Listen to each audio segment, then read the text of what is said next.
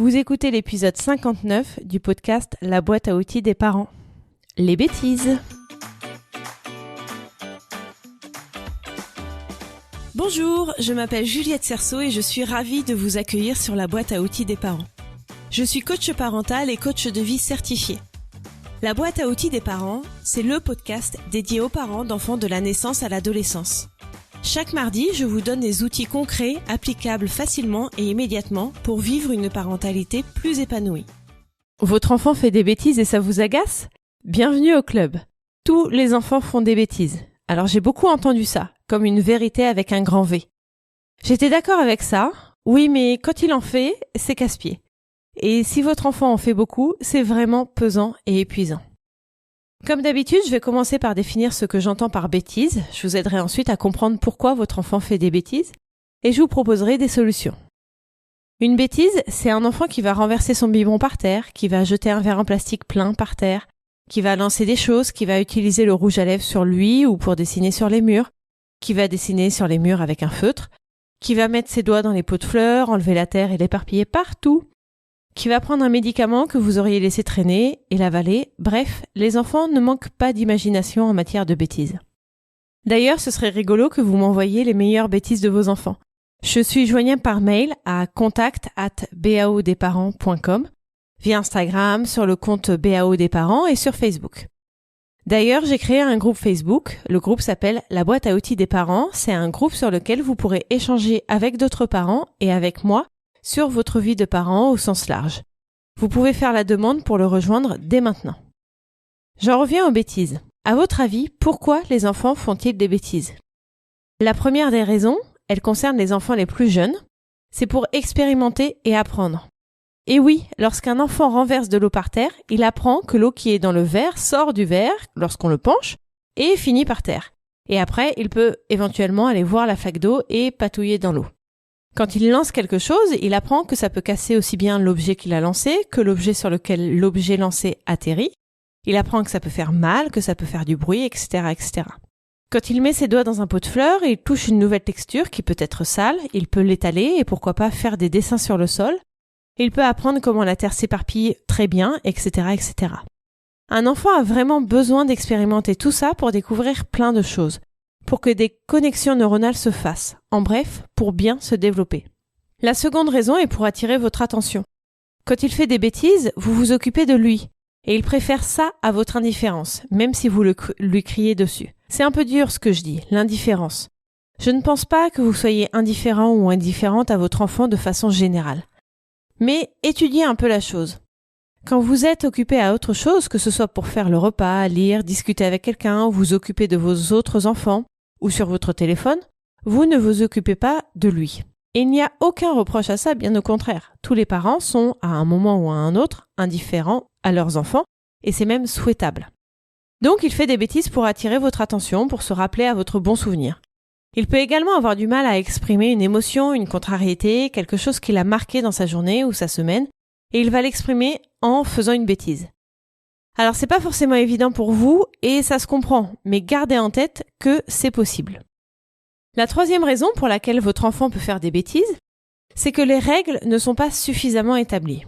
Ici, je parle du cadre, et je vais en parler que brièvement, car j'ai consacré un épisode entier au cadre. C'est l'épisode 8 que je vous invite à écouter ou réécouter si vous pensez être concerné. J'en parle tout de même brièvement. Si votre enfant ne sait pas qu'il ne faut pas renverser de l'eau qui est dans son verre par terre, comment voulez-vous qu'il ne le fasse pas ? Ça peut paraître évident, mais ça ne l'est pas pour un tout jeune enfant. De même avec le rouge à lèvres ou les feutres, on écrit sur une feuille, mais pourquoi on n'écrirait pas sur le mur ? Il y a plein de règles comme ça que vous ne considérez peut-être même pas comme des règles, tellement c'est évident, mais que votre enfant devra apprendre. Comment réagir face aux bêtises de nos enfants ? La première des choses, comme souvent dans la boîte à outils des parents, est de garder son calme. Rappelez-vous les raisons pour lesquelles votre enfant fait des bêtises. Finalement, quand on y pense, ce n'est pas vraiment de sa faute, n'est-ce pas ? S'il fait des bêtises pour apprendre, pour expérimenter, tant mieux. C'est preuve d'un bon développement neuronal et il faut qu'il le fasse. S'il fait des bêtises pour attirer votre attention, c'est peut-être que vous lui manquez et qu'il faut revoir votre façon de vous organiser pour lui consacrer plus de temps. S'il fait des bêtises parce qu'il ne connaît pas les règles, il faut lui apprendre. Donc pourquoi est-ce que vous vous énerveriez ?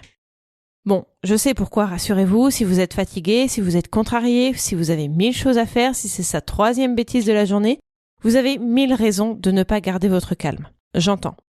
Mais n'empêche que c'est mieux si vous réagissez toujours avec calme lorsque votre enfant vous met au défi. Je pense que quand vous avez écouté les raisons pour lesquelles votre enfant fait des bêtises, vous avez déjà des idées de solutions palliatives. Votre enfant expérimente, prenez ça comme un passage obligé en lui expliquant bien ce qu'il ne faut pas faire et pourquoi il ne faut pas le faire. Vous pouvez lui demander de participer à la réparation de sa bêtise, par exemple en essuyant l'eau qui est par terre ou en ramassant la terre qui est tout éparpillée. Il va prendre ça pour un nouveau jeu. En plus, il va faire comme papa ou maman. Il va se sentir grand. Alors bien sûr, ça ne va pas être nickel et vous devrez sûrement repasser derrière. Mais c'est un bon apprentissage. Car plus tard, quand il sera grand, il va arriver qu'il renverse son verre d'eau sans faire exprès, pour le coup, et il va devoir réparer sa maladresse. C'est donc un investissement pour l'avenir. Si votre enfant fait des bêtises pour avoir votre attention, une seule solution, accordez-lui plus d'attention. Alors je sais, là aussi, que ce n'est pas toujours évident. Il faut aussi que l'enfant puisse faire des choses dans sa journée sans vous. Le mieux est de faire une activité ensemble, n'importe quoi, un jeu de société, de la peinture, du foot, une histoire, jouer avec des figurines, des poupées, des Legos, peu importe. L'idée est de consacrer du temps et de l'attention à son enfant pendant un moment. Il va pouvoir faire le plein d'attention pendant ce moment de partage et ensuite, vous pourrez prendre du temps pour vous ou du moins sans lui. Parce que quand vous avez besoin de temps pour préparer le repas, faire de l'administratif ou le ménage, je ne trouve pas que ce soit du temps pour vous. Par contre, il faut vraiment que vous soyez présent ou présente avec lui pendant ce moment. Pas sur votre téléphone, ni dans vos pensées à réfléchir à tout ce que vous avez à faire. Coupez votre téléphone ou posez-le loin de vous et vous pouvez prendre un petit papier et un stylo pour noter tout ce que vous avez à faire, tout ce qui vous passe par la tête. Comme ça, c'est écrit et vous avez l'esprit libéré pour vous consacrer exclusivement à votre enfant. Si votre enfant fait des bêtises car il ne connaît pas les règles, je vous renvoie de nouveau à l'épisode 8 du podcast sur le cadre. J'y propose pas mal de solutions pour mettre en place un cadre adapté et sécurisant pour les enfants qu'ils respecteront facilement.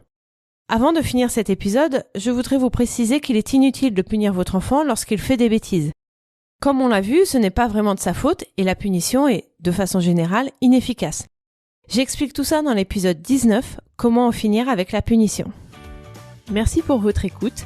Si vous avez aimé ce podcast, abonnez-vous, mettez des avis ou des étoiles, ça permettra à plus de personnes de le découvrir. Dans les notes de cet épisode, vous trouverez les liens vers mes réseaux sociaux et mon site internet, les liens pour télécharger les guides gratuits et faire le quiz pour savoir quels parents vous êtes et quels épisodes de podcast vous correspondent le plus, et le lien pour en savoir plus sur l'accompagnement individualisé que je vous propose. À mardi prochain!